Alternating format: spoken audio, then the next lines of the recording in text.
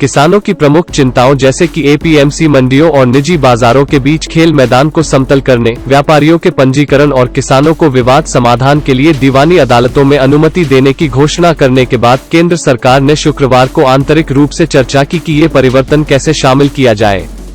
केंद्रीय कृषि मंत्री नरेंद्र तोमर ने कृषि भवन में वरिष्ठ अधिकारियों से मुलाकात की और गुरुवार सुबह किसानों की यूनियनों द्वारा मेल किए गए 10 पेज के नोट के माध्यम से और उस दिन बाद में 7 घंटे की चर्चा के दौरान वार्ता का विषय रखा। शनिवार को गतिरोध टूटने की उम्मीद जब वार्ता फिर से शुरू होगी। सूत्रों ने कहा कि सरकार एमएसपी न्यूनतम समर्थन मूल्य की निरंतरता और किसानों की खरीद के तरीके पर किसानों को एक लिखित आश्वासन देने के लिए तैयार है। एक सूत्र ने कहा, एमएसपी और खरीद पर लिखित आश्वासन कानून में कमी लाने के लिए कम है। एक सूत्र ने कहा, सरकार किसानों को पदच्युत करने के लिए चलने के लिए तैयार थी। पंजाब में किसानों में गहरी नाराजगी के बारे में जमीनी रिपोर्टों से भी सरकार का रुख प्रभावित है। उन्हें बताया गया कि धान की सफल खरीद के बावजूद किसानों का मानना कि कृषि कानूनों ने एपीएमसी शासन को समाप्त कर दिया है।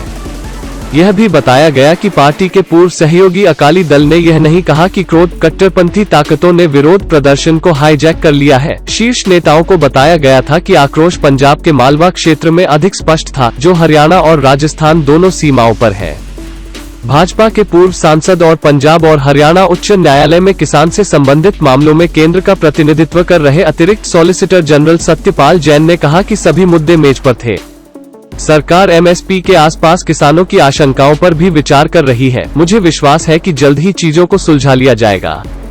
गुरुवार को किसान यूनियनों के 40 प्रतिनिधियों के साथ बैठक में सरकार ने नए कृषि कानूनों से संबंधित 4 प्रमुख मुद्दों की पहचान की थी। इनमें शामिल हैं एपीएमसी, कृषि उपज बाजार समिति, मंडियों और निजी बाजारों के बीच एक स्तरीय खेल का मैदान, एपीएमसी मंडियों के बाहर व्यापारियों के उचित पंजीकरण की आवश्यकता, रिजोल्यूशन के विवाद के लिए सिविल अदालतों में भर्ती करना जो अभी अधिकारी के नेतृत्व में है, और अनुबंध खेती के पंजीकरण की आवश्यकता।